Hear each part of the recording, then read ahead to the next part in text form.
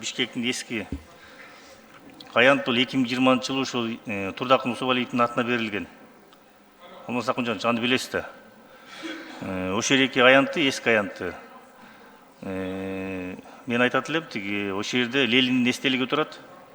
Ошо Лениндин эстелигин алып туруп, ошонун ордуна Турдакын Усубалиевдин эстелигин койсок ошол жергечи. Муну бул менин сунушум именно ушу Кочкор районунун тургундары дагы мага кат менен кайрылышыптыр. Мен ошол үнүн жеткизип коеюн деп атам да. Эми Турдакын Усубалиевич мен айтпасам дагы бул Кыргызстанга кошкон салымын баарыңыздар жакшы билесиздер. Ушу мамлекеттин калыптанышына, өнүгүшүнө өтө зор салым кошкон. Көптөгөн мамлекеттер 15 республика СССР мамлекети ыдырап кеткенден кийин эгемендүү мамлекет болуп айланып кетти. Сааналуу республика үчүн Совет бийлик жакшы калып келген, сааналуу бийлик үчүн. Анын арасында Кыргызстан. Байыркы тарыхыбыз менен 3000 жылдык тарыхыбыз менен болгон мамлекетибиз 20-кылдын башына келгенде жерибиз жок болчу. Экиге бөлүнүп турганбыз. Жарымыбыз Россия империяда болгонбуз, жарымыбыз Кокон хандыкта болгонбуз. Улуу Октябрь революцияга байланыштуу Совет мамлекет түзүлүп, кийин болуп туруп, биринчи Кара Кыргыз автономия область, кийин Кара Кыргыз автономия республика, кийинчерээк Кыргыз СССР түзүлгөн болчу. Мына ушул чек аранын ичинде биз бүгүн эгемендүү Кыргызстан ээ болуп турабыз. Көптөгөн улуттардын улуту бар, жери жок. Биздики жараткан тарых ушундай жакшы болуп тур.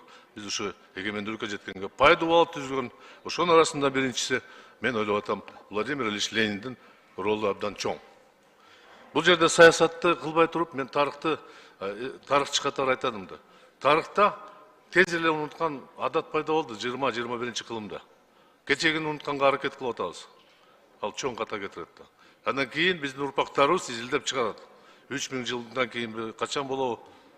Бирок кечеги тарыхты унутпашыбыз керек. Бүгүнкү күндө 30-40% калкыбыз ошол 73 жыл жашаган, СССР тоонда жашаган мезгилде тарбия алган.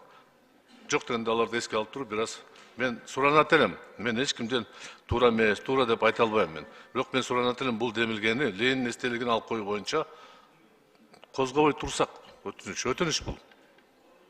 Козгобой турсак. Атаган улуу аксакалыбыз Турдакын Усубалиевдин эстелиги 200 метр жанында турат аллеяда. Мамлекеттик ишмерлердин эстеликтери турат. Татыктуу кишилер.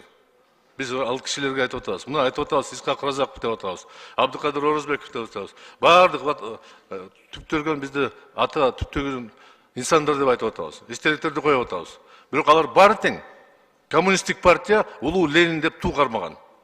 Анан биз алардын жаркын элесин сактап, келечекке өткөрүп, анан жанында жүргөн идеологияны четке чыгарганыбыз менимче бир аз ката болуп калат да. Урматтуу кесиптештер, мен сиздерден өтүнөт элем. Бул демилгени кандай болсо да убакыт келген эмес. Бир аз токтоп туралы. Бизде көптөгөн көйгөй бар. Мына Бишкек шаарыбызда эстеликтен тышкары биринчи көйгөйүбүз иш болуп атат да.